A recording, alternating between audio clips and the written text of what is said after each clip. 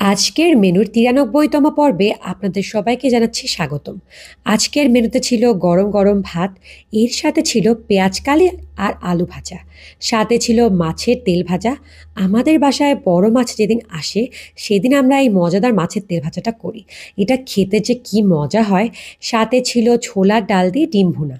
ছোলার ডাল দিয়ে ডিম ভুনাও অনেক মজা হয় খেতে। সাথে ছিল কাঁচা মরিচ আর লেবু, আর ছিল সাথে শশা। কেমন হয়েছে আজকের মেনুগুলো? আমি তো আমার নিজের প্লেটটা সুন্দর করে সাজিয়ে নিয়ে খেতে বসে পড়েছিলাম। আর প্রথমে আমি খেয়েছিলাম মাছের তেল দিয়ে ভাত। গরম গরম ভাতে মাছের এই তেল পড়াতে এত স্বাদ লাগছিল, আমি তো এই মাছের তেল দিয়ে থালা থালা ভাত খেয়ে নিতে পারবো। এরপরে আমি খেয়েছিলাম পেঁয়াজ কালি আর আলু ভাজা দিয়ে ভাত। পেঁয়াজ কালি আর আলু ভাজা আমার অল টাইম ফেভারিট। শীতে আমি এটা প্রায় প্রায় বানাই। পেঁয়াজ কালি আলু ভাজা দিয়ে ভাত খাওয়া শেষ হলে এরপরে আমি খেয়েছিলাম ছোলার ডাল দিয়ে ডিম ভুনাটা। এরকম ছোলার ডাল দিয়ে ঝাল ঝাল করে ডিম ভুনা করলে খেতে কিন্তু খুবই ভালো লাগে। আর আমার তো ছোলার ডাল এমনি অনেক পছন্দ। ধন্যবাদ ভিডিওটি দেখার জন্য।